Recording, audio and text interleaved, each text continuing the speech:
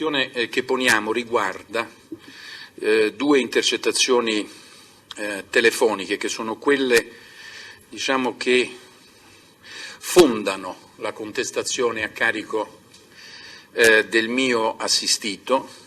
Si tratta di due conversazioni telefoniche RIT 184-2016, da numero 2556 e 2558, come chiarirò meglio, acquisite in altro procedimento penale naturalmente, a carico l'intercettazione dell'utenza del dottor Franco, che era nel processo di cui ora dirò assistito dall'avvocato professor Ali Abukar. Si tratta dunque di due conversazioni, come potrà poi darmi atto lo stesso pubblico ministero, incontrovertibilmente pertinenti alla attività difensiva che in quel momento l'avvocato Abukar svolgeva nell'interesse del dottor Franco, e per la precisione sono due telefonate a distanza di pochi minuti, perché cade la linea, insomma, in realtà la conversazione è unica. Si svolge questa conversazione nel momento in cui l'avvocato Abukar è già in tribunale con il fascicolo nelle mani a corredo della istanza di richiesta di definizione del procedimento allo stato degli atti, quindi di rito abbreviato, che sta per depositare. Dobbiamo necessariamente fare una fulminea incursione nel fatto, ma la lettura dei capi di imputazione vi aiutano. In ogni caso, l'incursione nel fatto è questa: l'avvocato Abukar si avvede, o diciamo sorge un dubbio, diciamo così, in ordine ad uno dei documenti che gli sono stati consegnati dal proprio assistito a prova confutativa della imputazione che raggiungeva il suo assistito. Si tratta di una difformità grafica, di un documento che è di produzione dell'assistito, perché si tratta di annotazioni di servizio interne nemmeno soggette a protocollazione, e dunque l'avvocato Abukar ritiene di dover fare alcune domande al proprio assistito.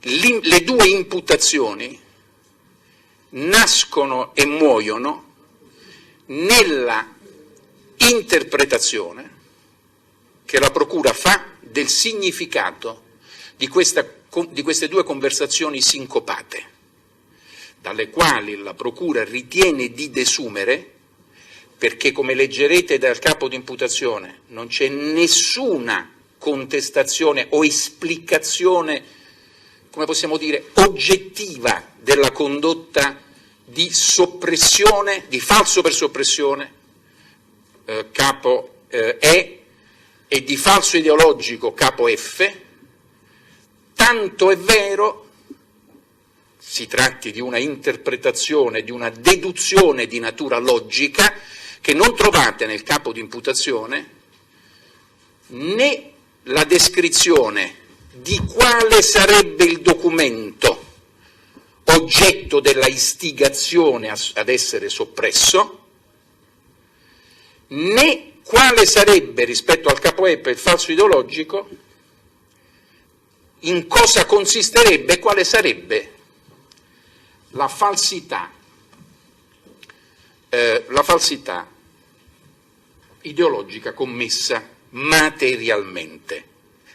Questa precisazione è importante ai fini della questione che devo porre, perché ci consente già di comprendere le coordinate della prima questione, perché le questioni sono due, vi è un secondo profilo di non utilizzabilità di intercettazioni provenienti da altro procedimento penale, ma rimaniamo su quella che attiene alla violazione degli articoli 103, 270 e 271 del Codice di procedura penale. Ci troviamo di fronte, è importante aver fatto questa premessa, perché dobbiamo comprendere chiaramente le coordinate nelle quali ci muoviamo qui.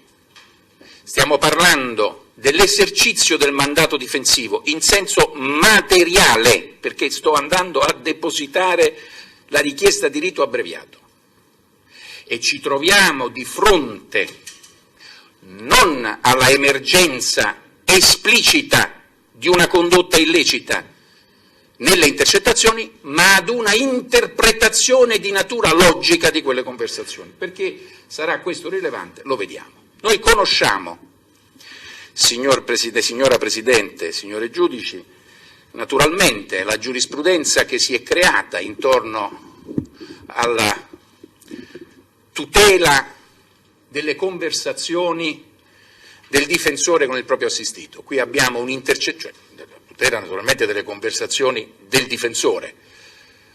Qui naturalmente siamo nell'ipotesi della intercettazione indiretta con il proprio assistito. Conosciamo, starei per dire purtroppo, la giurisprudenza che si è creata, la quale però ormai si è consolidata nell'affermare che,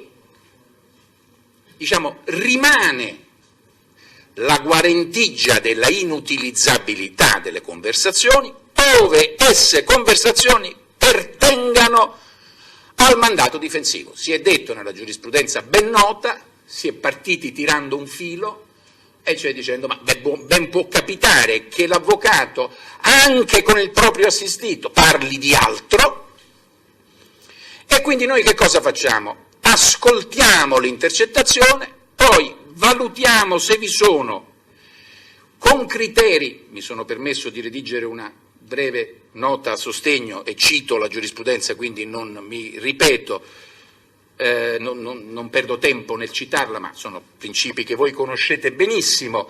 Valuto se in quella conversazione vi è la oggettività di un dirazzamento, diciamo così, dalla conversazione tecnica difensiva, se vi è, sono legittimato ad utilizzarla perché non sto intercettando una conversazione di natura tecnica difensiva, se non lo è non la utilizzo.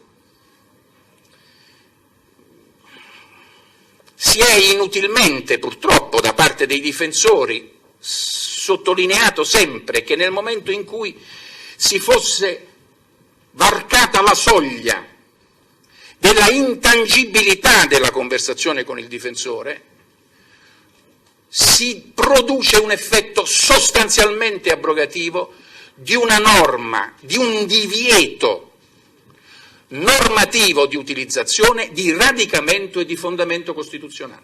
Perché se io apro la strada all'ascolto e alla valutazione, dopo aver ascoltato il contenuto, della sua rilevanza penale, della sua estraneità al mandato, io sto producendo un effetto abrogativo della guarentigia. Qui ci troviamo in un passo ulteriore, che è lo sviluppo logico. Io non addebito all'ufficio di procura né al dottor Palazzi alcuna malvagia intenzione. È uno sviluppo portato agli estremi che ci fa comprendere la gravità degli estremi a cui si giunge, nella quale si dice, perché il capo di imputazione è chiarissimo in questo senso, la procura non ha potuto indicare, non indica e non vi indicherà mai quale sarebbe l'atto soppresso, quale sarebbe stato il contenuto dell'atto falsificato, non lo può dire. La procura però dice: io interpreto questa conversazione come una conversazione che mi fa comprendere che d'intesa il difensore e il dottor Franco abbiano precedentemente deciso di redigere un rapporto interno ad hoc utile difensivamente, falso, che è quello che viene naturalmente poi utilizzato come prova nella richiesta, nel deposito degli atti, eccetera. B. Interpreto che debba essere, che vi fosse quindi un rapporto diverso da quello che mi viene prodotto, ma non so dire né in che termini diverso, né quando né perché ci sarebbe stato questo diverso rapporto. Infine interpreto le parole sincopate. No, io voglio sapere, ma l'originale, ma tu, no, non mi stai capendo, ma io voglio sapere se io vado a depositare, ma tu, da questo tipo di conversazione, che io sto istigando il mio cliente a dire: guarda che se non mi garantisci di andare ora a distruggere il documento, io non deposito la richiesta di rito abbreviato, andiamo con ordinario, perché io devo essere sicuro che non. Quindi siamo all'estremo possibile della pretesa, che è già, per nostro modo di vedere, inaudita, di ascoltare prima per valutare se la mia conversazione di difensore col mio cliente pertinente al mio mandato sia o non sia utilizzabile. Quindi voi avete un'occasione straordinaria, perché è difficile immaginare. Se avessimo dovuto immaginare una esercitazione universitaria nella quale definire il punto estremo al quale la giurisprudenza che si è consolidata e che abbiamo ricordato è arrivata, è questo. Nemmeno la evidenza materiale, cioè non è la conversazione, il solito esempio che si fa, ma io sto parlando con il mio assistito e gli dico: benissimo, come va con i testimoni? Sì, sopprimeteli, uccidete i testimoni. Allora si usa questo argomento, di cui diremo però, lo sentirete usare. Si dirà: ma allora dice questo, allora che faccio? Non lo utilizzo. Non c'è nemmeno la oggettività, c'è la interpretazione di una conversazione strettamente pertinente all'esercizio del mandato difensivo. Allora, qual è la conclusione? La prima è quella di richiedere, di dichiarare inutilizzabili queste due intercettazioni telefoniche, perfino alla luce di quella giurisprudenza che abbiamo ricordato, che comunque la ancora ad una necessità di valutazione oggettiva della pertinenza, senza giungere alle estreme conseguenze cui è giunto in questo caso l'ufficio di procura, che trova un suo supporto in alcune recentissime sentenze della Corte di Cassazione, non a caso, sezione seconda, presidente ed estensore, il dottor Piercamillo Davigo, che in un caso tuttavia ancora un gradino precedente questo, perché c'era la oggettivizzazione di una condotta ex se, diciamo, illecita, ha affermato il principio, sentenza poi indirizzo che ha trovato conferma anche in una sentenza della Sesta, in cui si dice: sì, ma se la conversazione, pur pertinendo oggettivamente, è illecita in sé, quindi ho fatto l'esempio estremo: ammazzate i testimoni, corrompete il giudice, portate, eccetera, è ovvio che tu in quel modo ti poni fuori dall'esercizio della funzione. Quindi c'è non più una valutazione oggettiva della funzione, ma una valutazione, come possiamo dire, soggettiva, intendo del titolare dell'azione penale, starei per dire deontologica, etica della condotta, dell'esercizio della funzione. Quindi innanzitutto noi invece vi chiediamo qui una prima riaffermazione di un principio più rigoroso. È preso atto che qui non c'è nulla che consenta dal punto di vista oggettivo, e lo desumete dal capo di imputazione, dai due capi di imputazione, non c'è la materialità della condotta descritta, cioè che non è pacifico, e lo leggerete dalle intercettazioni che necessariamente devo produrvi naturalmente ai soli fini della presente istanza nella trascrizione della polizia giudiziaria, che è anche peraltro imprecisa, ma non importa, è sufficiente qui ai nostri fini. Voi lì comprenderete dalla lettura delle due intercettazioni e pacificamente dal capo di imputazione che quella materialità oggettiva, cioè non c'è una frase, non c'è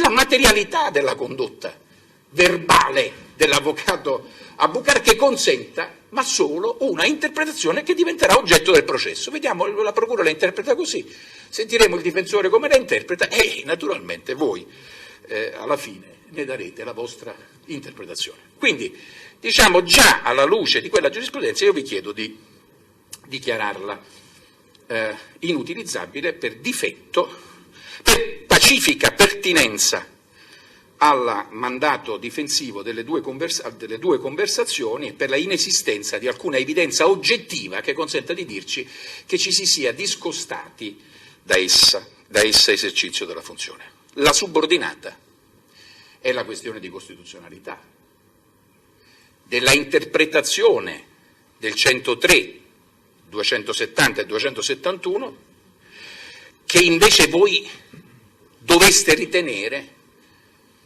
diciamo, inverata.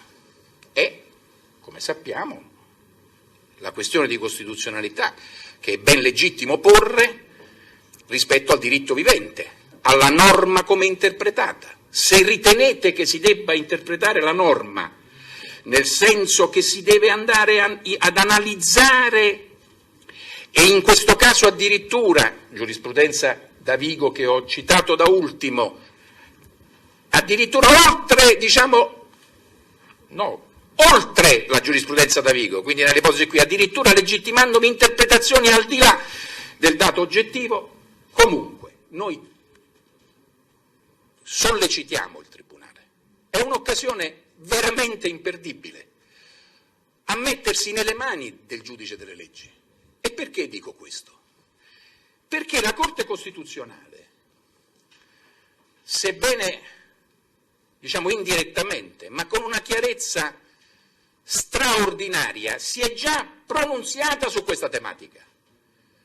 Quando si è pronunziata sulla famosa vicenda relativa al presidente Giorgio Napolitano, la sentenza numero 1 del 2013, che poneva quale questione, e perché è rilevante immediatamente qui? Per la testualità delle argomentazioni della Corte, che ora richiamerò subito, e che rinvia, equiparando quella questione al tema del diritto di difesa. Qual era la questione che si poneva lì? Lo ricorderete, era intercettato il telefono di un imputato, che poi è un ex ministro della Repubblica, il senatore Mancino, che ha delle conversazioni con il Presidente della Repubblica. La Procura di Palermo chiede di poter utilizzare quelle conversazioni, perché le ritiene rilevanti ai fini della imputazione a carico del Mancino.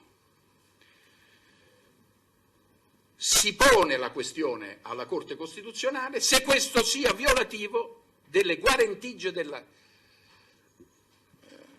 inviolabilità delle comunicazioni del Presidente della Repubblica.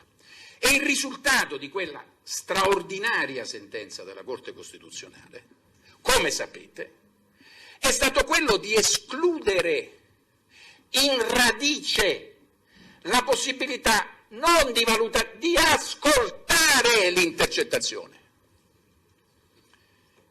Perché spiega bene la Corte Costituzionale i livelli, diciamo, della inutilizzabilità nel caso che ci occupa. Sono due, dice la Corte. C'è un livello, c'è una prima fascia di inutilizzabilità che derivano dalle modalità di esecuzione delle modalità irregolari, non rispettose della intercettazione. Poi vi è invece e queste sono naturalmente l'intercettazione o dopo i 15 giorni, naturalmente, insomma, conoscete di cosa stiamo parlando. Poi c'è una seconda fascia, diciamo così, di intercettazioni, dice la Corte Costituzionale, mi sono naturalmente premurato di richiamare le parti decisive su questo punto, che attiene alla tutela rafforzata, la chiama così, non della funzione del Presidente della Repubblica, di alcune funzioni che godono di una tutela rafforzata, dice la Corte Costituzionale. E fra queste il Presidente della Repubblica, i ministri di culto, il difensore nei colloqui con il suo assistito. Non le potete ascoltare le conversazioni tra il difensore e il proprio assistito, non vi ci potete avvicinare, questo è il senso del combinato disposto del 103, come non ci si può avvicinare a quelle di un ministro di culto e poi stabilire se la confessione con il ministro di culto ha avuto ad oggetto un pentimento autentico della sua cosa religiosa o invece una notizia che non va fuori da nulla, perché dice la Corte Costituzionale, qui non si protegge il contenuto, si protegge la funzione, e dice di più la Corte Costituzionale, non si afferma un'impunità, perché parlando del Presidente della Repubblica, pacificamente il Presidente della Repubblica, per le condotte illecite extrafunzionali, risponde al pari di un qualunque cittadino, e quindi pacificamente per l'avvocato, e ci mancherebbe altro. Ma dice con una icastica affermazione, straordinaria, la cui pertinenza non può sfuggire a un collegio di questo valore. Dice la Corte Costituzionale, le prove sulle condotte illecite che possa aver posto in essere il Presidente della Repubblica, e io aggiungo il difensore, ve le andate a cercare a liunde, documenti, testimoni, pedinamenti, come è ovvio, legittimo che si debba fare.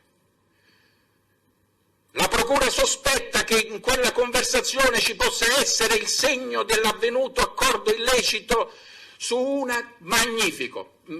Da quel momento iscrivete l'avvocato nel registro degli indagati, lo pedinate dalla mattina alla sera, sentite testimoni, chiedete il sequestro del suo computer, fate quello che ritenete di fare per giungere a quel sospetto, ma non potete utilizzare la conversazione perché non potete accostarvi alle nostre conversazioni con il difensore.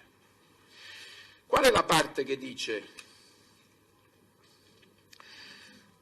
Mi consenta di leggerlo.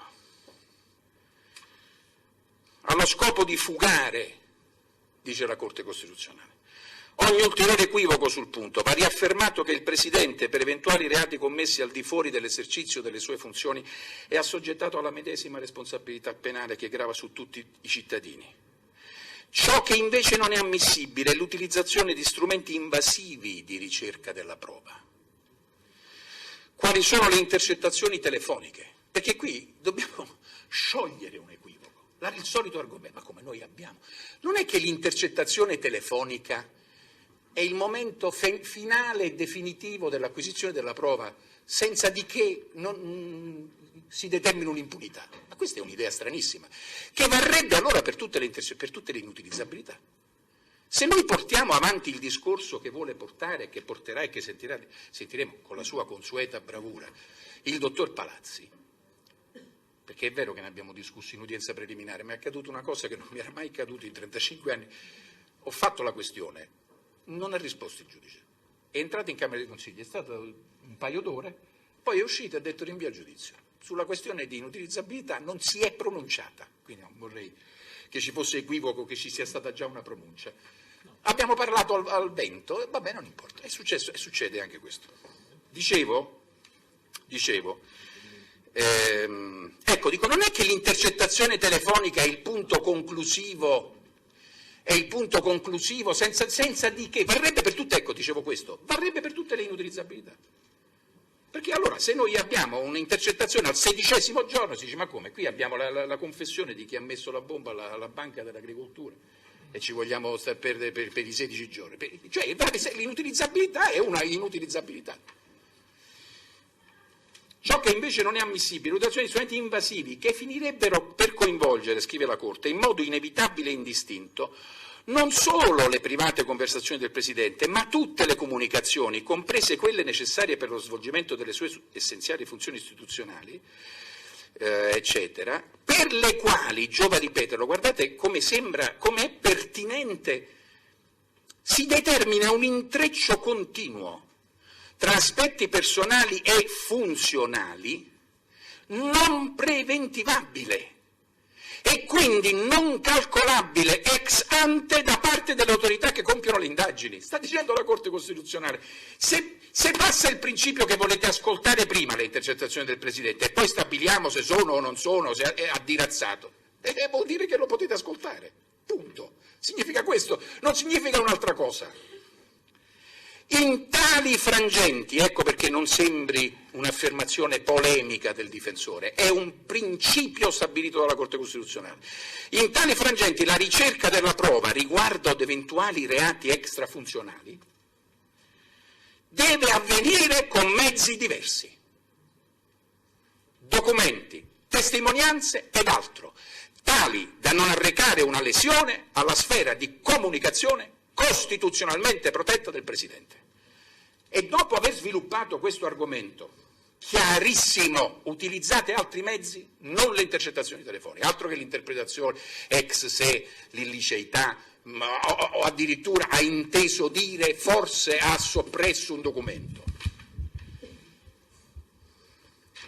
E qual è il principio di diritto? Che esplicitamente, come le dicevo Presidente, viene esteso dalla Corte Costituzionale al difensore, quindi al tema di cui ci stiamo occupando. Ci sono due tipi di inutilizzabilità, inosservanza di regole procedurali è una, ma l'inutilizzabilità può connettersi, scrive la Corte, anche a ragioni di ordine sostanziale, espressive di un'esigenza di tutela rafforzata di determinati colloqui in funzione di salvaguardia di valori e diritti di rilievo costituzionale che si affiancano al generale interesse alla segretezza delle comunicazioni, aperta parentesi, quali la libertà di religione, il diritto di difesa, la tutela della riservatezza su dati sensibili. E questo è il caso previsto dal comma 2 dell'articolo 200, eccetera, eccetera, l'elenco dei soggetti, eccetera, ministri di confessioni religiose, avvocati, investigazioni private, medici ed altro. Vi faccio aggiungere che se noi diamo la stura alla legittimità di un ascolto e di una valutazione interpretativa di questo tipo di conversazioni, che sono le conversazioni che abbiamo quotidianamente con i nostri assistiti, noi apriamo un baratro. Noi siamo tutti suscettibili. Quando il cliente viene da me e mi dice, li porto io i testimoni, c'ho io i testimoni. Che dicono questi testimoni? No, ma quello viene e dice, sì, non è che poi mi viene fuori un altro e mi dice. Se noi diciamo una frase del genere, se voi ascoltate una frase del genere, voi potete pensare che io stia istigando il mio assistito a subornare il teste, quando io sto esprimendo la preoccupazione, come fa l'avvocato a bucare in questa questione, una preoccupazione che avendogli dato dei documenti che sono di produzione, che nascono alla fonte dal proprio assistito e avendo notato che manca un rigo, come lo dobbiamo dire, insomma, adesso con tutto il rispetto per l'amor di Dio, e sono le preoccupazioni che abbiamo quotidiane. Se ci mettiamo a interpretare le nostre cose sincopate, che poi per garbo diciamo, ma veda un po' lei, non so, veda lei, perché il test, se ci viene a dire questo il test, ci pensi bene, perché se il test mi viene a dire questo, e io sto istigando a subornare il test, stiamo attenti, ma questa è la conseguenza matematica, avendo aperto la stura, prima ascolto, poi valuto e non ci fermiamo più. Quindi voi avete un'occasione imperdibile di sollevare la questione subordinatamente, ritenendo non eseguibile la richiesta di declaratoria di inutilizzabilità anche alla luce del quadro giurisprudenziale che abbiamo ricordato, di una volta per tutte far pronunciare la Corte Costituzionale, mi faccia dire, far pronunciare una Corte che si è già pronunciata, secondo il mio modesto avviso, e quindi sarebbe quasi, no, non certo un dovere da parte vostra, ma un'occasione di comprendere se quei principi che abbiamo visto affermati per una funzione pacificamente equiparata alla nostra sotto il profilo della inviolabilità delle comunicazioni valga e dove arrivi. Potremmo avere una Corte Costituzionale che dica che invece c'è poi una graduazione e noi ne prenderemo tutti atto, ma non possiamo andare avanti in questo modo perché ovviamente l'ascolto dei difensori sta diventando un metodo. L'ascolto indiretto dei difensori è così, sta diventando un metodo e mi fermo qui. Seconda questione, che è in verità ancor meno difficilmente superabile. Questa è, dunque, intanto dobbiamo dire che queste intercettazioni sono state effettuate,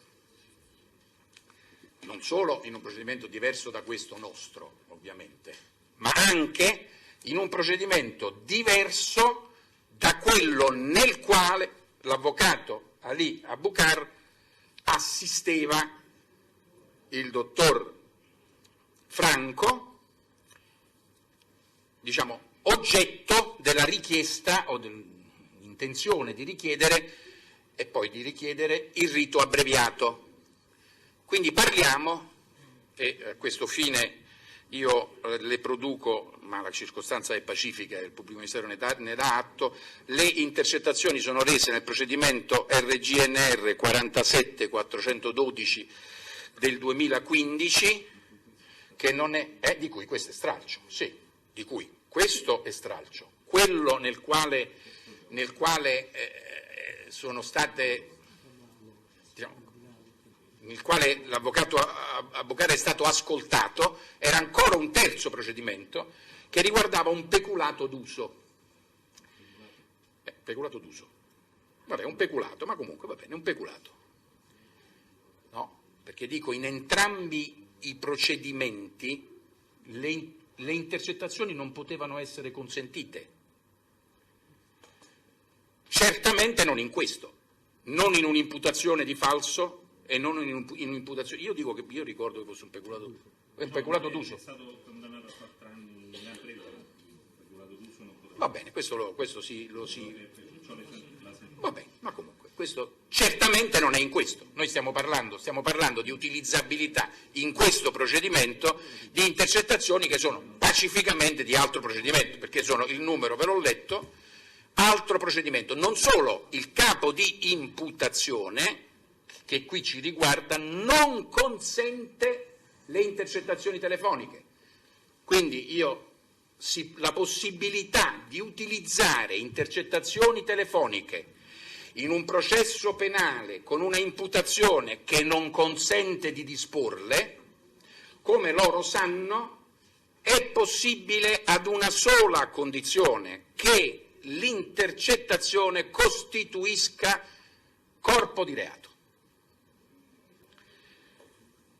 Ora, questa ipotesi è totalmente da escludere nel caso di specie e ci aiuta straordinariamente una sentenza delle sezioni unite.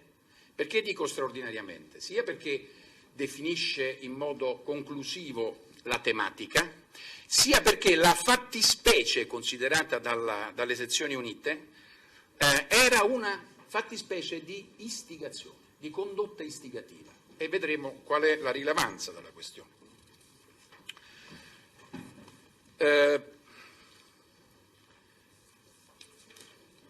Scusa.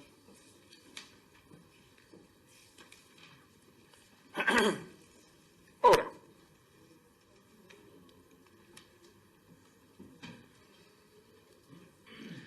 sentenza delle sezioni unite numero 32697 del 23 luglio 2014.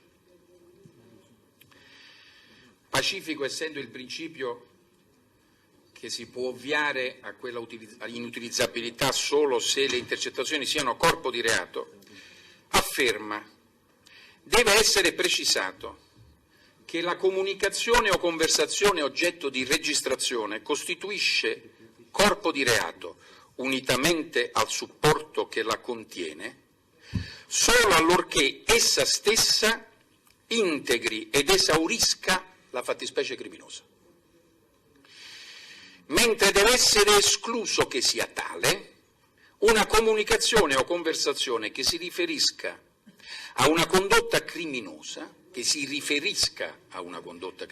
quindi la condotta istigativa, ma poi lo dirà ancora più precisamente, o che ne integri un frammento, venendo portata a compimento la commissione del reato mediante ulteriori condotte rispetto alle quali l'elemento comunicativo assuma carattere meramente descrittivo. Dunque, se io sto in una conversazione, non mi ripeto, in un'ipotesi di reato per cui non è concedibile e non è eseguibile l'intercettazione, sto parlando di intercettazione di altro procedimento penale, se io in quella conversazione sto descrivendo una condotta illecita,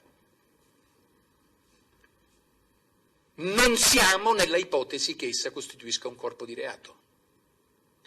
Non lo siamo nemmeno se io sto compiendo un frammento della condotta illecita, cioè la condotta illecita si completerà al di fuori e dopo e anche conseguentemente al contenuto di quella conversazione. È il caso tipico della istigazione, salvo che la istigazione non integri ex sé la fattispecie, quindi un reato di istigazione del militare a disubbidire alle leggi. Se lo faccio per telefono, quella telefonata in cui dico disobbedisci agli ordini del generale è corpo di reato, perché si conclude in sé, non presuppone altro, perché è una condotta. Qui noi abbiamo un'istigazione intesa come concorso in un reato che pacificamente si deve andare a compiere. Cioè, secondo l'imputazione, l'avvocato Buccar, con quelle frasi smozzicate, sta facendo capire al suo assistito che deve far sparire di mezzo l'originale, che non sappiamo quale sia, documento di non sappiamo cosa e non sappiamo che cosa dicesse quel documento, lo dobbiamo far sparire, quindi la condotta è successiva, deve ancora essere compiuta, è una mera istigazione. Siamo fuori sicuramente rispetto all'imputazione di cui al capo F, perché da tutta questa gioco di deduzioni si è dedotto quindi che prima, infatti la data della commissione del reato di cui alla lettera F è del 26 febbraio, quindi 3 giorni prima della telefonata, perché si dà per scontato, sempre in via interpretativa della conversazione, che già si erano messi d'accordo per fare il falso documento che sto per produrre con la richiesta di rito abbreviato, e questo è accaduto 3 giorni prima. Quindi rispetto al capo F è una condotta di mera descrizione, veramente lui non descrive nulla, ma ripeto, si desume che rispetto al capo E che si tratti di una istigazione e quindi di un frammento della condotta, della necessità che poi la condotta debba essere ancora commessa, lo dice il capo di imputazione.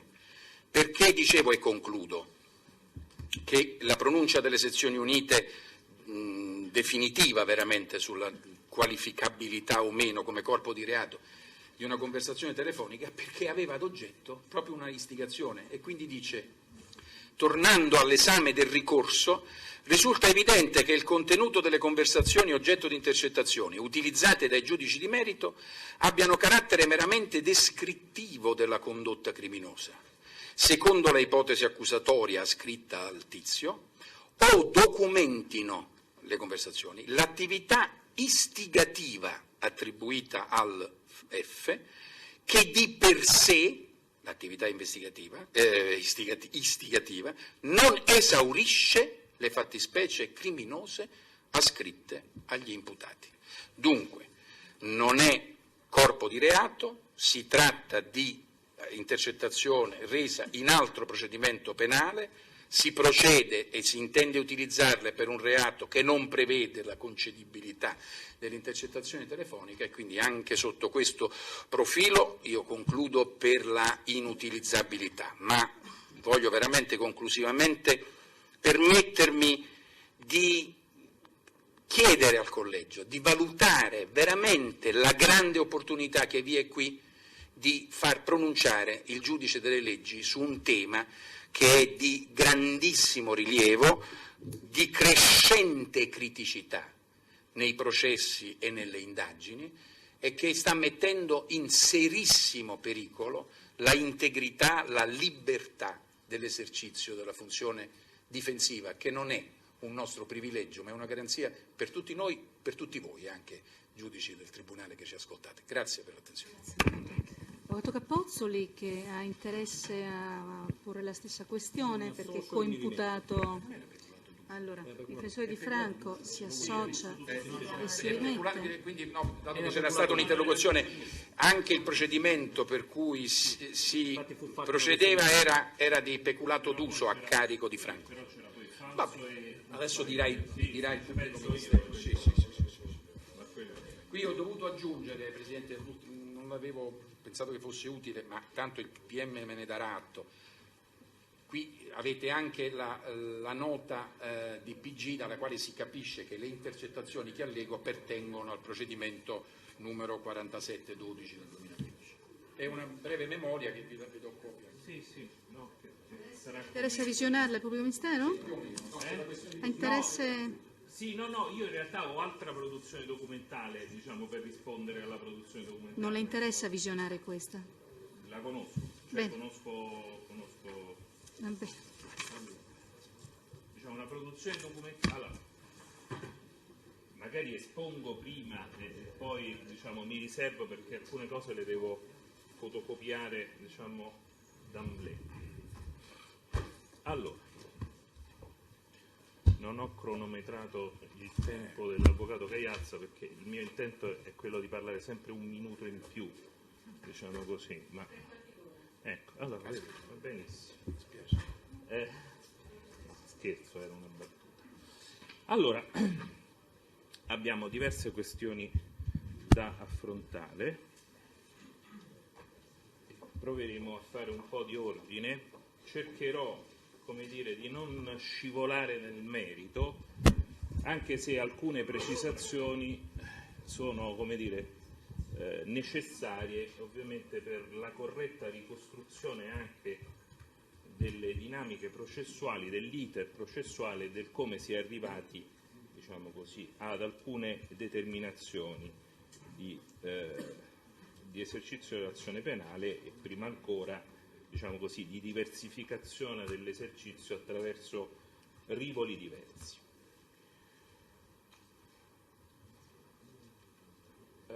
L'ottimo avvocato Aiazza sottolinea come questo sia un caso estremo, diciamo così, ha utilizzato il termine estremo, bontà sua mettendomi, come dire, all'interno del confine, diciamo, nella logica, come dire, ermeneutica che è propria anche delle sentenze, delle numerose sentenze della Suprema Corte sul superare i limiti del mandato defensionale, mi pone, diciamo così, all'interno, diciamo, di questa linea di laicità, seppure in territorio di confine. Ecco, a me le terre di confine piacciono, a me non piacciono le terre di mezzo, è una facile battuta. In realtà la questione è una questione di estremo interesse, è una questione che ha visto e vede spesso l'avvocatura, non me ne voglia l'avvocato Cagliazza che esprime, come dire, con la presidenza un ruolo sicuramente sovraindividuale di grande prestigio, ha visto l'avvocatura e vede l'avvocatura, diciamo, ad onta della formazione laica dell'avvocato Cagliazza, in una posizione assolutamente massimalista sull'articolo 103. Ma poi ci tornerò, è una posizione legittima, voglio dire, come estrema, oserei dire, secondo me erronea per i motivi che dirò, il che non toglie nulla al grande rispetto che si deve nei confronti dell'avvocatura, peraltro toga di cui mi onoro di aver indossato anche, diciamo, con i diversi cordoni. Il problema del 103 lo affronteremo peraltro, diciamo, in seconda battuta, perché parto più semplicemente dalle ultime annotazioni da parte della difesa di Ali Abukar Ayo, e cioè il discorso del limite di utilizzabilità in relazione al contenuto dell'articolo 270 del codice di rito. Ecco, a me, diciamo, nel caso di specie, absit in ura verbis, vi è una, diciamo così, nella proposizione di questa eccezione, una sorta di aberrazio procedimentale. Mi spiego al di là di metafore. Perché stiamo, e dirò perché, fuori dall'ambito di applicazione del 270, che effettivamente, diciamo così, porta a una utilità. Il 270 non lo diciamo, è inutile ripercorrere i pregi e i difetti, perché in realtà ha molti difetti anche di coordinamento interno col sistema processuale, ma su questo, diciamo, come dire, ci sono illustri processual penalisti che lo hanno riferito dall'88 in poi. È vero che quei limiti, quei paletti che mette il 270, che è una norma in cui dice io qui ho acquisito questa conversazione, si tratta adesso di portarla in un altro contenitore e di utilizzarla in quel contenitore. Si può fare solo a certe condizioni, e le sappiamo. Possiamo superare i limiti solo ed esclusivamente, e questo è vero, allorquando essa costituisca, diciamo, conversazione di per sé costituisca corpo di reato. A quel punto si superano i limiti. Cioè, non entro nel dettaglio della sentenza delle sezioni unite, diciamo, che mi convince fino a un certo punto. Potrei dire, diciamo, tanto noi non abbiamo il principio dello stare decisis, ma non è questo il discorso, perché in realtà quel dictum riguarda una fattispecie che non è processualmente la fattispecie che siamo chiamati, il giudice è chiamato, il tribunale è chiamato a verificare. Perché? E qui devo fare, come dire, una spiegazione storica processuale per dire perché stiamo per sostenere la tesi che stiamo al di fuori del 270. Allora, che cosa succede? Allora, diciamo, ahimè, è da un po' di tempo che mi occupo di Ostia. Non sto facendo, come dire, una discovery personalistica, ma mi occupo da un po' di tempo di Ostia, e nell'ambito di un procedimento, non a caso qui abbiamo l'imputato Carfagna, che contestualmente, che ho visto ieri e vedrò domani, che contestualmente è imputato per 416 bis, associazione di stampo mafioso. No, lei deve stare silente, lei non deve parlare.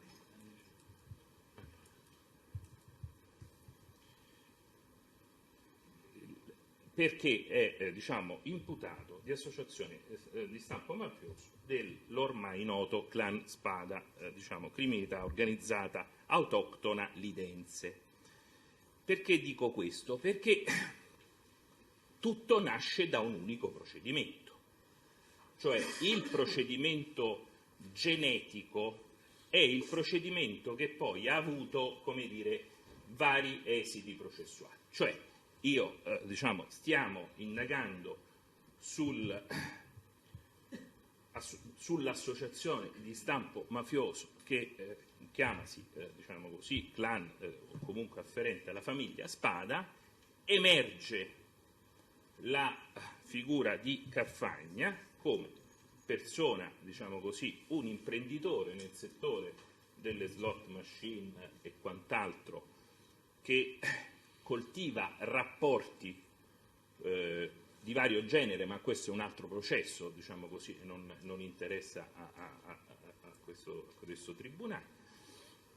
Nell'ambito di queste intercettazioni, quindi ovviamente Carfagna diventa soggetto indagato e di interesse investigativo, vengono messe sotto controllo le sue utenze telefoniche, oltre ad ulteriori attività di intercettazione ambientale. Nell'ambito quindi di questo procedimento emergono le relazioni e i rapporti tra Carfagna e Franco. Relazioni e rapporti che Franco era l'allora dirigente preposto al commissariato. Il commissariato di Ostia è equipollente a una media questura per dimensione, importanza e quant'altro, e questi rapporti, si manifestano come rapporti che poi fanno emergere delle relazioni di carattere illecito, e non a caso qui siamo a processo per corruzione ed altre amenità.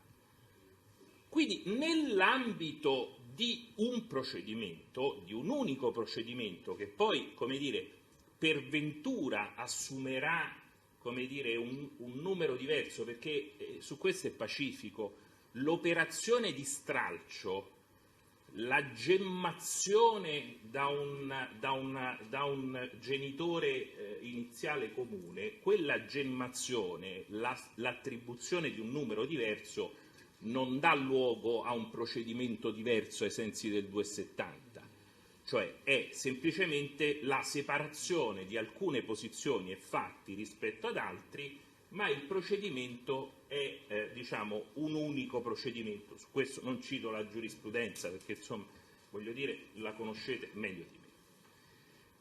Ma è importante, ripeto, la ricostruzione storica. Qui che cosa succede?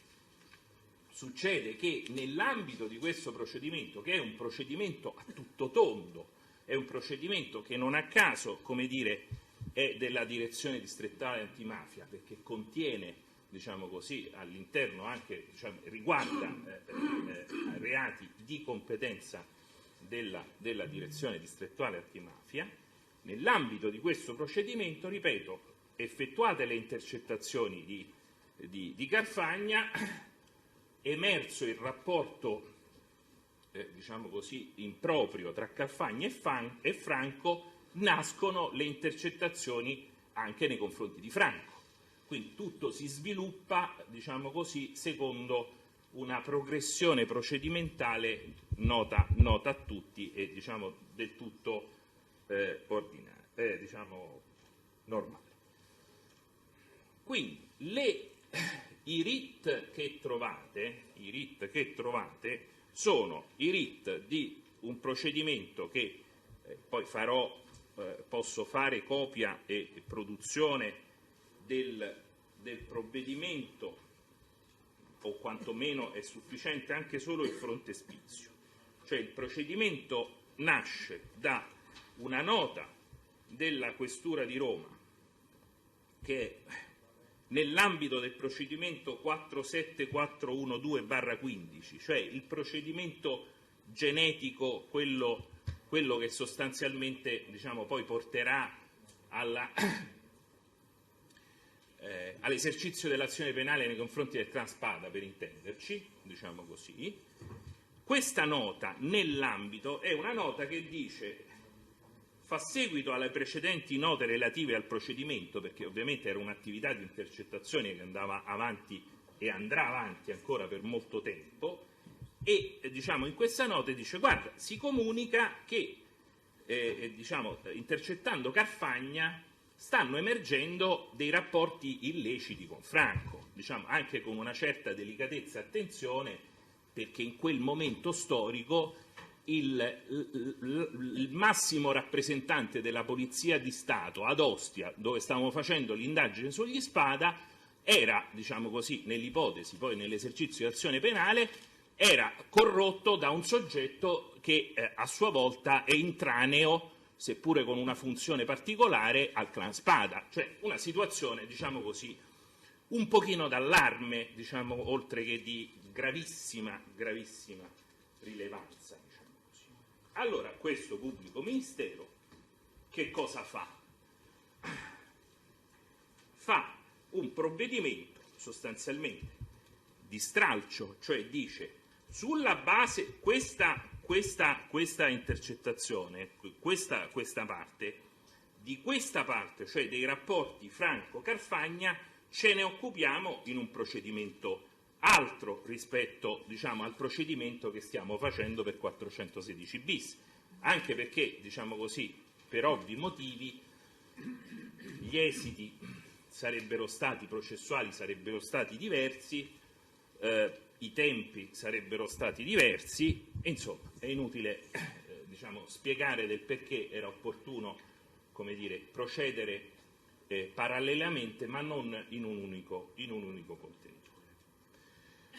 Questo è, diciamo, il primo step, ma la narrazione dei fatti si aggiunge alla narrazione dei fatti diciamo, della costituzione di questo procedimento, di questo numero, quello che voi ritrovate, diciamo, a margine della richiesta di rinvio a giudizio. Che cosa succede? Che, diciamo così, nell'ambito di questo procedimento con questo numero 2015, con questo numero 53277 2015, ovviamente prosegue l'attività di intercettazione telefonica nei confronti di Franco. Franco in questa indagine ovviamente era già raggiunto dagli indizi più che sufficienti, diciamo anche gravi, a prescindere dal discorso della evoluzione della normativa sulle intercettazioni, per un reato di corruzione, per reati di falso e quant'altro, quello che poi è stato oggetto dell'esercitazione penale, pacificamente, reati che consentono ovviamente le intercettazioni telefoniche. Ma qual è il problema? Il problema è che nello stesso lasso, diciamo, anzi un po' più avanti nel tempo, per una scelta che può essere, se volete, anzi, diciamo così, non è mistero a nessuno,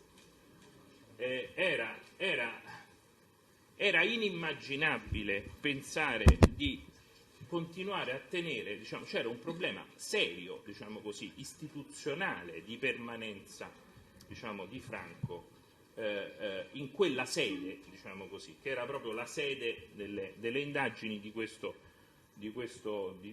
tenore e di questa complessità. Comunque, diciamo così, per diversi motivi che non sono nemmeno interessanti in questa sede, comunque per la polizia giudiziaria, su questioni che non ineriscono le relazioni con Carfagna, le relazioni, diciamo, la disattenzione, diciamo così, di Franco nei confronti del clan Spada, no, per questioni completamente diverse, che sono correlate in realtà solo per l'utilizzo, diciamo così, dell'abitazione, poi vedremo, quindi legate a un utilizzo dell'immobile graziosamente concesso dal Carfagna. Comunque, fatto sta, la polizia giudiziaria decide, d'intesa ovviamente con l'ufficio di procura, di effettuare una serie di pedinamenti più o meno senza soluzione di continuità nei confronti di Franco, per capire, diciamo, Franco che fa durante la settimana, diciamo, a prescindere di quello che sono poi, di che saranno le emergenze documentali in ufficio. Decide, quindi fa questo servizio di, diciamo, indagine classica di osservazione e pedinamento, diciamo così, senza alcuna intercettazione telefonica. È una indagine di polizia giudiziaria classica, ok? Un'indagine di polizia giudiziaria classica che è composta dall'osservazione e pedinamento, è composta poi dall'acquisizione di documentazione che servirà al confronto, in primis i tabulati per capire gli spostamenti, piuttosto che i documenti presso il commissariato che attestano la presenza o meno nell'ufficio o l'autodichiarazione del dirigente di essere presente in ufficio per ragioni di servizio. Insomma, questo tipo di attività tradizionale, senza alcuna captazione, origina un procedimento autonomo e indipendente. Procedimento autonomo e indipendente nel quale procedimento non confluiscono intercettazioni alcune, cioè non vengono svolte. Poi vedremo, diciamo, il discorso delle indagini difensive, perché poi quello è molto interessante.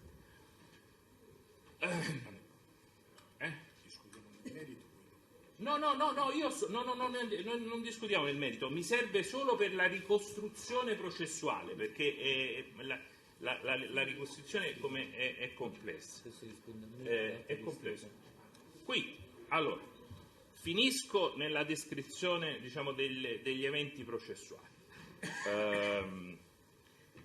In questo procedimento, che sostanzialmente afferisce all'indebito utilizzo dell'auto di servizio che veniva utilizzata per accompagnare la persona che frequentava sentimentalmente, non voglio utilizzare termini che poi sono sempre un po' brutti, piuttosto che per i falsi nell'aver attestato che ci si muoveva e si era presente in alcuni luoghi per ragioni di servizio, mentre in realtà le ragioni erano tutte personali. Ecco, questo, diciamo, asciugo estremamente la sintesi di questo procedimento.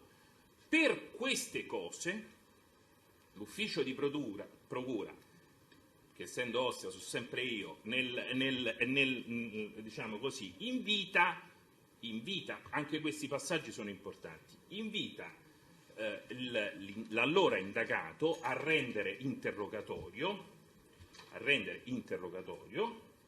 annunciando che ad avviso dell'ufficio vi erano raggiunti elementi di prova, diciamo, considerevoli, talché avrebbe provveduto, diciamo così, a esercitare l'azione penale per il tramite di una richiesta per il tramite del rito immediato. Cioè l'avviso, la convocazione per rendere interrogatorio che espresso avvertimento che si intende procedere al rito immediato sull'evidenza della prova. Questo avviene, diciamo così, me lo ricordo benissimo, perché questa vicenda per me è particolarmente, anche emotivamente difficile, proprio perché per l'alto, diciamo, rispetto che ho per la professione forense. Faccio la convocazione, diciamo, ante Natale, era periodo natalizio, credo forse la convocazione di averla fatta tra Natale e Capodanno, visto che lavoravo tra Natale e Capodanno, nella logica che era un periodo tranquillo, mi si richiede, diciamo, dalla difesa un differimento dell'interrogatorio, che viene ovviamente concesso a post Epifania. Al nuovo appuntamento né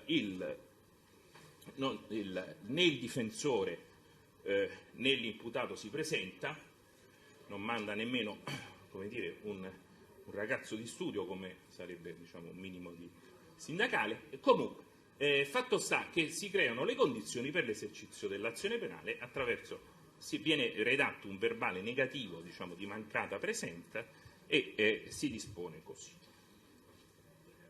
Questa precisazione è una precisazione indispensabile per capire, diciamo, visto che è stato richiamato anche dalla difesa, per capire che cosa è successo processualmente e il perché di alcune contestazioni. Ripeto, senza entrare nella fondatezza, ma nella logica della ricostruzione sistematica dei fatti. Viene fatto richiesta di giudizio immediato. In quel momento, diciamo, non cessa alcuna interlocuzione con il sottoscritto, diciamo così, anche di deposito e quant'altro. Succede questo, succede che viene fatta di lì a poco, collazionata, diciamo così, un'attività di indagine difensiva che è composta da una serie di informazioni rese da alcuni colleghi, diciamo, di Franco e non solo, una acquisizione di documentazione, viene depositata una memoria che collaziona questa attività difensiva, viene depositata, credo sia il giorno dopo il deposito, di cui ovviamente formalmente questo ufficio non ne aveva conoscenza, in realtà aveva conoscenza in fieri della sua formazione, perché Franco ne parlava continuamente al telefono e diciamo così, e ne parlava nell'ambito del procedimento che stava nel quale ci stavano le intercettazioni. In questo procedimento intercettazioni non c'erano. Come dire, effettuato il deposito delle indagini difensive, viene richiesto immediatamente un abbreviato allo stato degli atti, un tipo carta e sto, insomma, in qualche modo. Poi lì in quella sede si è aperto il discorso del diritto alla prova contraria del pubblico ministero, perché la Costituzione vale pure per il pubblico ministero, ma non solo a difetto, diciamo così. Ecco, vabbè, ma questo è un altro discorso. Quel procedimento si chiude con una sentenza in rito abbreviato a 4 anni di reclusione in primo grado, credo penda l'appello, non so se si è già celebrato. Sentenza che poi io intendo produrre, ma proprio per la ricostruzione, a dimostrazione che sono fatti diversi, ma là non c'è un'intercettazione una, cioè in quel procedimento non sono state fatte nessuna intercettazione. Perché è importante questo? Perché se torniamo al procedimento principale, diciamo così, che cosa succede? Succede che in questo procedimento principale, con i telefoni aperti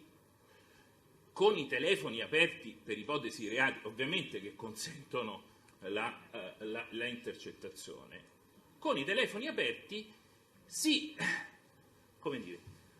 acquisisce la prova della commissione di altri reati, diciamo, di altri reati per i quali, come dire, non vi era stata mai alcuna iscrizione, diciamo, di fatto o di diritto, cioè nemmeno nessuna omessa iscrizione, per intenderci, non è una furbizia, nel senso l'ho iscritto qua e non là perché sono diciamo, malizioso nelle iscrizioni. Semplicemente era un reato che ancora non era emerso. Emerge nell'ambito della captazione dei rapporti tra Franco e Carfagna. Emerge quindi che Franco, come dire, pone in essere una serie di, diciamo così, maliziose attività tese a, in qualche modo, risolvergli quel problema, cioè Franco non aveva contezza, grazie a Dio, della pendenza di un procedimento avente ad oggetto le sue relazioni con Carfagna, per intenderci, ma sapeva benissimo quello che era stato fatto in quel procedimento e quindi cerca di salvarsi. Questa è un'ipotesi, diciamo così, ma è un'ipotesi che in qualche modo avrà il vaglio e deve avere il vaglio di questo Tribunale, cerca di salvarsi da quelle imputazioni con metodi, diciamo così, non commendevoli ad avviso di questo ufficio. Quindi, nell'ambito di questa captazione emerge, come dire, un'attività, diciamo così. È ovvio che nelle intercettazioni, cioè nell'utilizzo anche spasmodico, diciamo in un certo periodo di tempo, del telefono da parte di Franco, vi siano interlocuzioni con il difensore. E fino a qua, diciamo così, le interlocuzioni come da costume costante, diciamo così, queste intercettazioni vengono messe da una parte e non utilizzate di sorta, ma emergono in un contesto complessivo di elementi acquisiti probatoriamente in quei giorni, emergono queste due intercettazioni in cui, poi dirò perché, il difensore, per motivi diciamo abbastanza comprensibili, non giustificati, ma che sono come dire, intellegibili, in qualche modo rafforza e determina o codetermina il coimputato Franco a sostituire una relazione di servizio con una relazione di servizio che evidentemente era stata già a bella posta predisposta, compatibile con le giustificazioni che poi, diciamo, lo stesso esprimerà nella memoria che peraltro vi è stata oggi presentata. Ora, io non voglio entrare nel merito, diciamo, di questa vicenda, perché ne entreremo a tempo debito. Tutta questa lunga introduzione mi serve per dire che quando ho detto all'inizio che si tratta di un aberratio processuale, adesso do significato a questa, come dire, sorta di provocazione linguistica, perché stiamo fuori dall'applicazione del 270. L'applicazione del 270 era se emerse le intercettazioni in questo procedimento, cioè questo che stiamo celebrando oggi, io volevo farle transitare nel procedimento quello per peculato d'uso e quant'altro. Questo sarebbe stato un 270. Ora, non la circostanza che sia stato indicato un 61 numero 2 non è che la presenza del 61 numero 2, perché ovviamente nell'ipotesi accusatoria questa mistificazione della realtà attraverso la sostituzione di un documento con un altro ovviamente viene fatta per diciamo, occultare la propria responsabilità in un procedimento o altro che si è concluso con una sentenza. Ma diciamo la correlazione, perché tra i fatti non significa che vi sia l'applicazione di un 270 all'incontrario.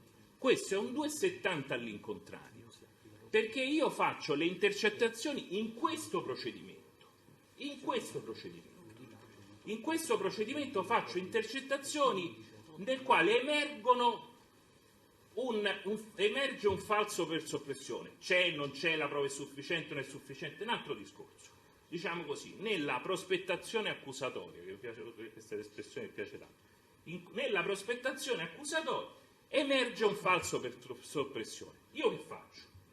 Iscrivo in questo procedimento un falso per soppressione e in questo procedimento esercito l'azione penale per corruzione, per altro, eccetera, eccetera, e per falso per soppressione, iscrivendo ovviamente il correo che ho individuato attraverso l'attività captativa. Quindi, ripeto, peraltro il 4,90, cioè il reato è un reato anche che consente l'intercettazione, perché richiama il 476, quindi voglio dire, la relazione di servizio che è stata, ma lo dico per sovrammercato, perché diciamo non c'è la necessità di un autonomo reato che diciamo superi i limiti dei 5 anni, insomma il 490 mi sembra sia quel falso per soppressione. Comunque, ripeto, risolvendo la prima delle questioni, anche se diciamo così è stata esposta nella seconda parte dell'intervento dell'avvocato Cheiazza, stiamo fuori dall'applicazione del 270, perché ripeto, la genesi diretta, cioè la gemmazione del provvedimento con procedimenti che acquisiscono numeri separati perché afferiscono a parte di un tutto iniziale, questa gemmazione, diciamo così, non comporta nessuna applicazione del principio del 270 nel rapporto tra il fascicolo padre o madre, che dir si voglia, e il fascicolo figlio, che poi proseguirà nella sua attività, quindi con un principio di utilizzabilità piena delle intercettazioni del fascicolo padre e con l'attività di intercettazione che prosegue, diciamo così, nell'ambito del fascicolo figlio.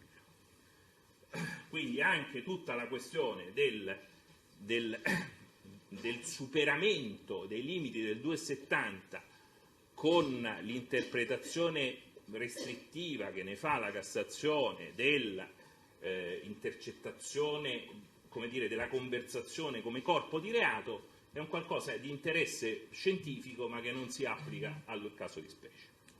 E quindi qui ho affrontato brevemente la prima parte del discorso. La seconda è un po' più complessa e più lunga.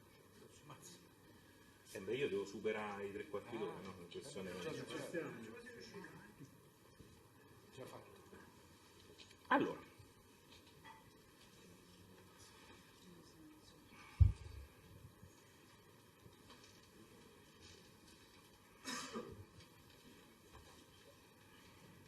Allora, devo dire che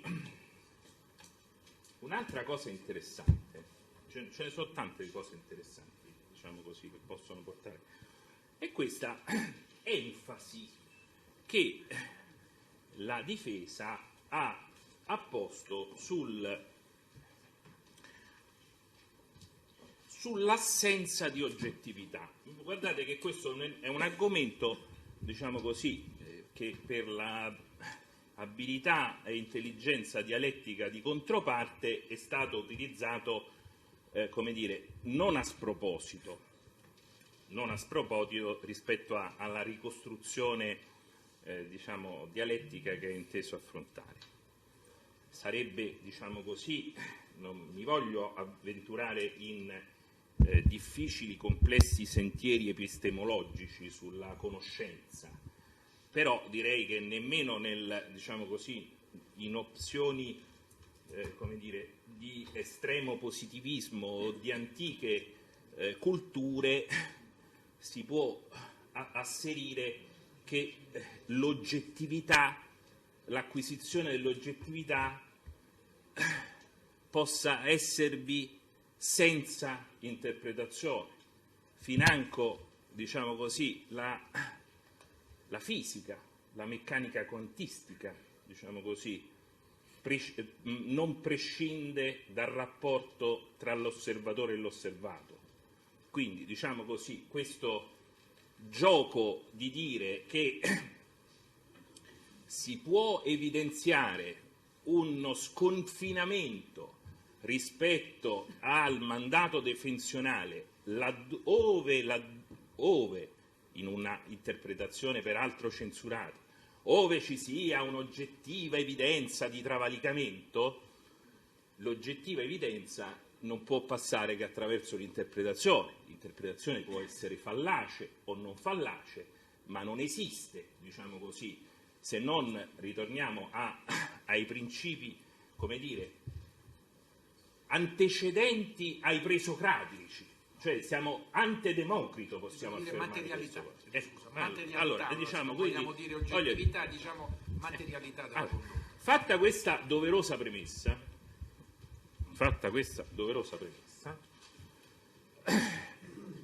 dobbiamo spendere qualche parola su questa, diciamo così, interpretazione che più volte è stata effettuata anche in sedi pubbliche, diciamo, ci siamo avversati anche in luoghi diversi rispetto alle aule di giustizia, cioè non è che ci siamo diciamo, confrontati a duello, ma voglio dire ci sono stati momenti di dibattito pubblico su, diciamo, l'interpretazione, ripeto, massimalista che offre, diciamo, buona parte dell'avvocatura sulle prerogative dell'articolo 103 della Costituzione, e quindi un'indicazione che è propria, diciamo, di, credo, gran parte della categoria, non so se tutta, ma comunque sicuramente una parte ben rappresentata, che sostiene sostanzialmente che in realtà, diciamo così, è già violazione il solo ascolto, cioè nel senso che invoca diciamo, uno switch off, diciamo, dell'apparato non appena, come dire, si intuisce esservi il difensore dall'altra parte. Interessante questa, diciamo così, ma impropria, questa evocazione della Corte Costituzionale. Poi dirò perché ovviamente non ci sono i casi per sollevare la questione, diciamo, stante peraltro l'infondatezza della richiesta principale. Interessante questa evocazione delle guarentigie del Presidente della Repubblica. Sarebbe quasi una provocazione dire che, diciamo, invocherebbe 237.000, quanti sono? 237.000 Presidenti della Repubblica, nel senso che un'interpretazione che, come dire, di questo genere, legittima, avrebbe questa conseguenza, ma questa me la passate come una sorta di battuta, ci sono argomenti, è una battuta, ci sono argomenti più seri. Ritorniamo, non siete manco pochi, ecco, diciamo, questo è un altro problema. Poco ma sicuro. Allora, ritorniamo sul discorso del 103. Allora, il 103, ripeto, non è una licenza di uccidere, diciamo così, scusate, anche questa è una provocazione alla 007. Cioè, ovviamente, diciamo così, e su questo non piaccia all'avvocato Iaiazza e forse anche ad altri, ma la giurisprudenza, direi consolidatissima, diciamo così, radica la tutela, la radica ai limiti del mandato difensivo. Tra l'altro, diciamo così, questa impostazione supera, diciamo così, come improponibile ex se una interpretazione che è quella offerta dalla difesa in questa e in altre sedi, che sarebbe, come dire, non consentito financo l'ascolto, perché, diciamo così, se non lo ascolto non c'è nemmeno, come dire, un giudizio, un possibile giudizio, giusto o sbagliato che sia, perché i tribunali stanno qui per dire se è giusto o sbagliato quel giudizio e dare un giudizio umano, diciamo così, che ha una sua valenza nei sistemi democratici. Ma al di là di questo, ripeto, diciamo così, una verifica della pertinenza è una verifica, diciamo, necessaria. Attenzione, ho usato il termine pertinente perché il termine pertinente è stato utilizzato nell'esporre l'eccezione, perché il tema di pertinenza è un tema che, diciamo così, è un giudizio diverso rispetto dallo sconfinamento rispetto ai limiti del mandato. Perché l'esempio che è stato fatto, l'esempio classico, ma diciamo lo banalizzo anche per semplicità, il difensore, absit in ura verbis in questo caso, il difensore che a telefono con il suo cliente suggerisca o conforti o supporti, diciamo, l'iniziativa del cliente di sopprimere fisicamente il test e così risolve il problema, ovviamente questo è un fatto storico diverso che è pertinente rispetto, diciamo così, ai problemi diciamo, processuali del dell'assistito, ma è pacificamente supera, come dire, ogni confine possibile del diritto-dovere del difensore. Quindi c'è una correlazione rispetto all'attività di difesa, ma si è andati oltre. Se invece il difensore al suo assistito dice: senti, visto che ci troviamo, per cortesia mi fai fuori pure mia moglie che non la sopporto più, questa non è pertinente rispetto alla difesa, non c'ha nessuna relazione, perché l'assistito è assistito per altri fatti e per ventura è un privato cittadino che, trovandosi a che fare con, magari con un killer di competenza, decide di utilizzarlo anche per altre esigenze. E quindi abbiamo, siamo anche al di fuori della pertinenza rispetto della correlazione con l'attività difensionale. Detto questo, però, ripeto, era terrorismo quando dicevo che avrei parlato di più per questo, ma giusto per agitare un po' gli astanti che non ne possono più. Detto questo, si ribadisce la possibilità, la legittimità, la conferenza con il sistema processuale alla luce della corretta interpretazione dell'articolo 103, che è stata costantemente fatta dalla giurisprudenza di merito e dalla giurisprudenza di legittimità, che allorquando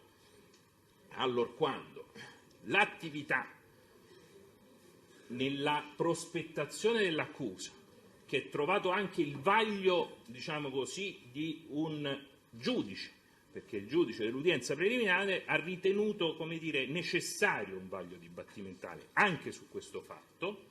Ecco, nella prospettazione quindi scrutinata, nella prospettazione dell'accusa scrutinata da un giudice, l'attività dell'avvocato, l'attività dell'imputato in quel caso ha travalicato i limiti di quello che è l'ordinario e legittimo e pieno mandato defensionale, perché nel caso di specie, poiché bisognava allineare, questo sarà un tema di prova ovviamente, ma lo proveremo, vedremo se raggiungiamo la prova sufficiente, ma poiché bisognava dare, giustificazione di una serie di condotte di giorni specifici, nel caso di specie, non mi ricordo qual è la data, ma Franco con la propria amante o compagna, o che dir si chiama, si era recato dapprima in una chiesa a Casalpalocco, forse, non mi ricordo, a Casalpalocco, sempre con la macchina di servizio, poi si era recata altrove per i fatti suoi, era stato contestato che quindi aveva fatto un utilizzo, di questa cosa, e Franco in quella sede, e così lo giustificherà nelle indagini difensive, con varie articolate produzioni, tra l'altro affermava, che a nostro avviso è mendace, che quella era un'attività di servizio, come dimostrava una relazione. Ecco, questo è il succo della questione. Vero o falso lo vedremo. Fatto sta che siccome per quel giorno vi era una relazione diversa, così come è supposto e scrutinato da un giudice, viene una relazione diversa, bisognava mettere una relazione, e ci sarà lì una relazione posticcia ad avviso di questo ufficio, cioè la relazione poi depositata in copia anche nelle indagini difensive, ma per depositare questa relazione che dava conto di un'attività quel giorno che giustificava lo spostamento a Casalpalocco, bisognava distruggere la relazione che diceva invece quella che era stata l'effettiva attività svolta o quello che era stato scritto per quella circostanza. Ma al di là di questo, nel momento in cui si suppone, e ripeto, e questa è l'impostazione, poi lo valuteremo, che l'avvocato, consapevole che se poi tirava fuori, usciva fuori, magari anche perché l'ufficio di procura è particolarmente attento, usciva fuori che la relazione di servizio del giorno X depositata là aveva un contenuto diverso da una relazione di servizio che riuscivo a prendere nell'ufficio preposto, cioè nel commissariato, cioè se circolavano relazioni di servizio dal contenuto diverso sarebbe stato un problema, quindi altrimenti allora io non la produco, mi evito di chiedere l'abbreviato producendo queste cose. Se questa attività viene risolta ad avviso dell'ufficio e ne discuteremo attraverso una istigazione a far fuori l'originale e sostituirlo. Questo a casa mia è reato, questo a casa mia è al di là ed oltre ogni lecito limite, anche della difesa più aggressiva e spregiudicata. Questo è penalmente rilevante. È provato? Sarà provato? Lo vedremo. Esula dal mandato defensionale? Assolutamente sì. È compatibile quindi la utilizzazione di questa conversazione che, in cui si invera l'attività concorsuale del difensore con il difeso nel sopprimere un atto pubblico? Sì. Sì, ora e sempre, a prescindere, dalle preclare affermazioni di una parte della dottrina, ma seguendo quella che è una condivisibile e costante giurisprudenza. Detto questo, quindi, non posso che ribadire per la piena utilizzabilità, perché stiamo fuori dall'applicazione del 270, non dobbiamo nemmeno arrampicarci sul discorso dell'interpretazione che la giurisprudenza sa, e uso polemicamente, tra virgolette, con questo termine che la giurisprudenza dà del concetto di corpo di conversazione avente la caratteristica di corpo di reato, è al di fuori dei limiti del mandato defensionale, è compatibile con la 103,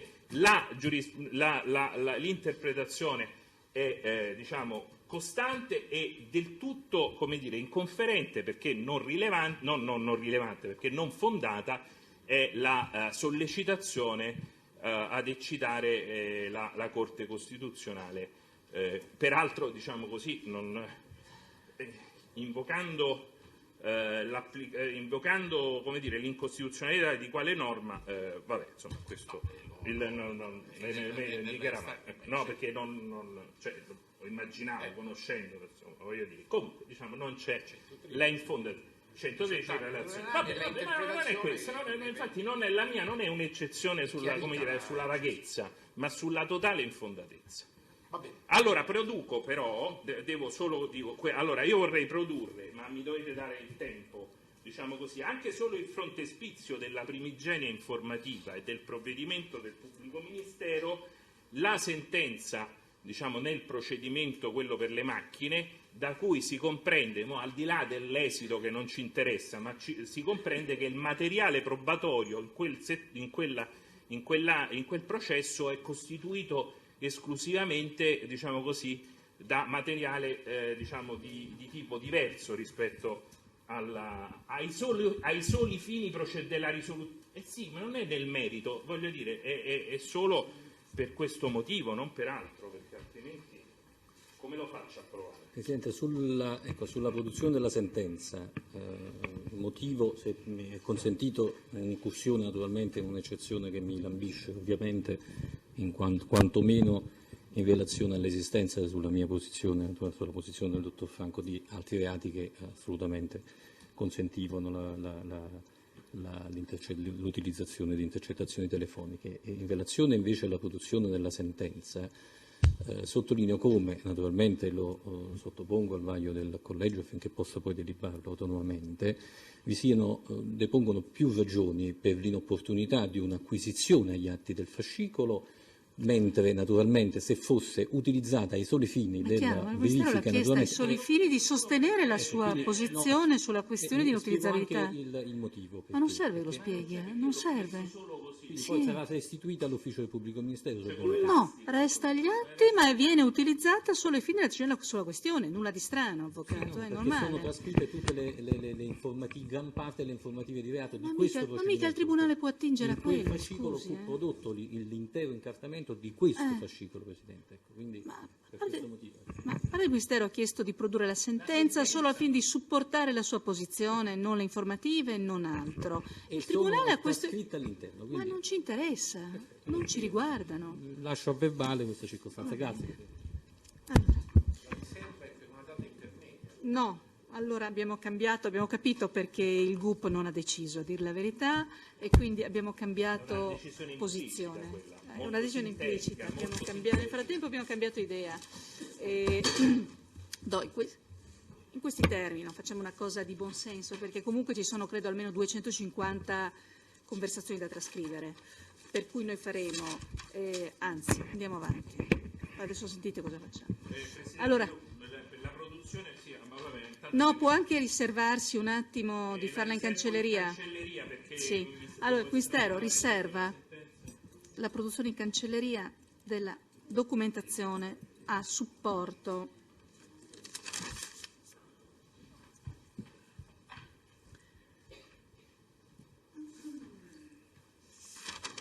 delle sue argomentazioni in punto utilizzabilità delle intercettazioni.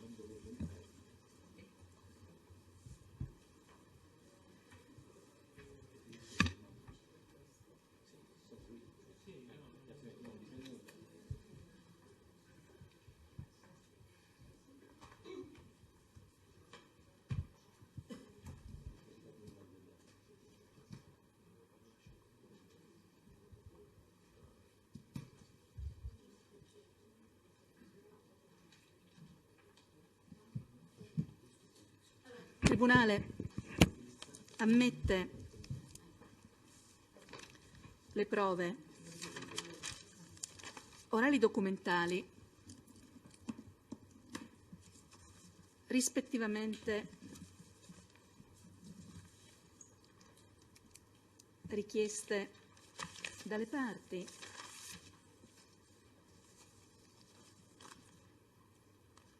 ha ritenuto la rilevanza e la non manifesta superfluità.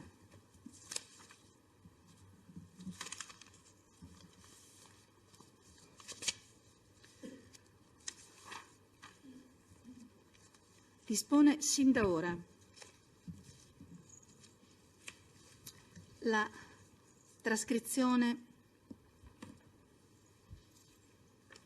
delle conversazioni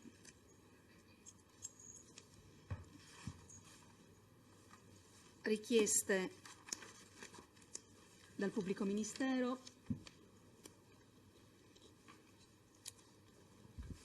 fatta eccezione per i progressivi numero 2556 e 2558 del RIT 184/16, sono corretti i dati? Sì, questo ha detto l'avvocato, se sono... Questo ha detto. 184/16, sì. Su cui riserva la decisione, nonché la trascrizione delle conversazioni richieste dalla difesa Soricelli.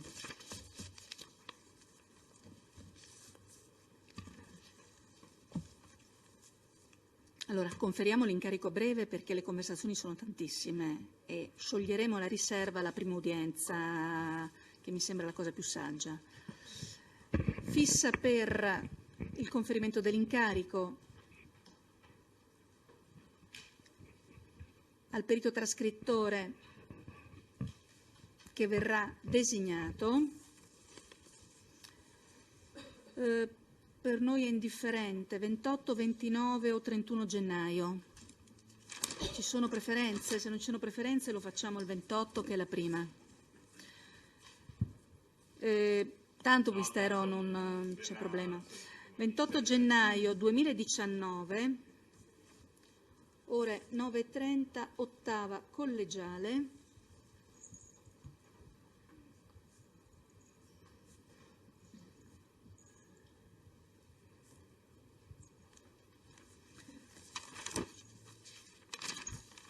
fissa sin da ora il seguente calendario.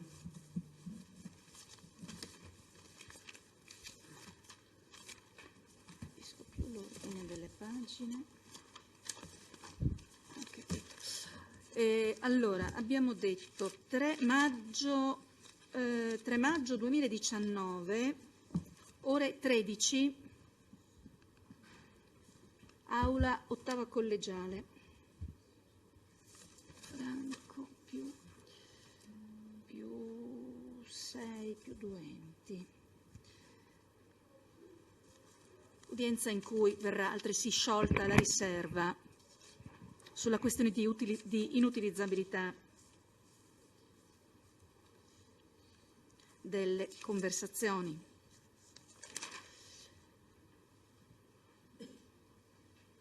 Prosecuzione, mi pare, a 15 luglio 2019, ore 13 e seguenti, ottava collegiale.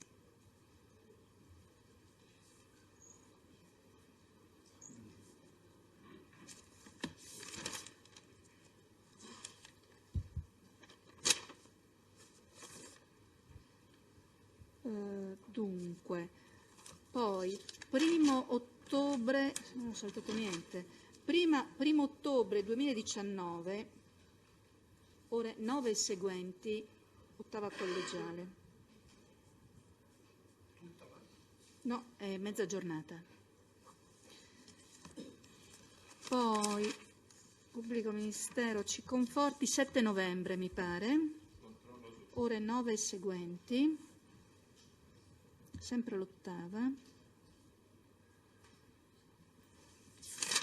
E poi abbiamo fissato anche un 5 dicembre 2019, ore 13 e seguenti.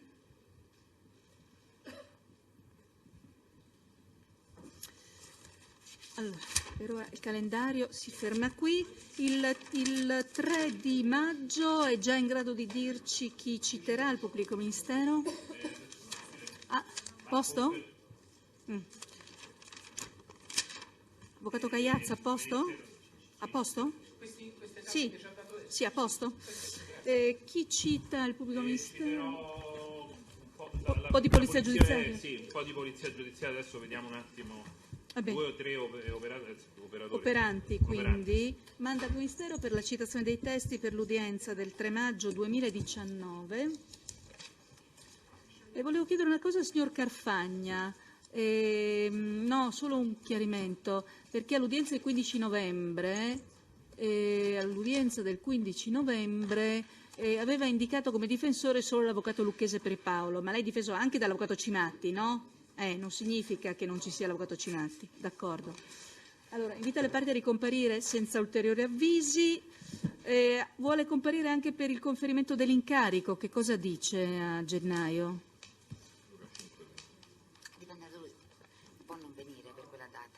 Allora, Carfagna Mauro dichiara di rinunciare a comparire all'udienza del 28 gennaio 2019, ne dispone direttamente la traduzione, ove è ancora detenuto, per l'udienza del 3 maggio 2019, ore 13. Presidente, chiedo scusa, per le difese che non hanno, che si sono riservate l'individuazione di ulteriori conversazioni da sottoporre a perizia, le possiamo depositare l'elenco anche in sede di sì, conferimento in certo, bene, ma anche grazie. dopo, se per quello, sì, perfetto, certo. Pubblico Ministero, niente, appena possibile depositerà gli atti. Sì, devo fare, sì, ma anche nei prossimi, domani, dopodomani. Va bene. Arrivederci, buongiorno.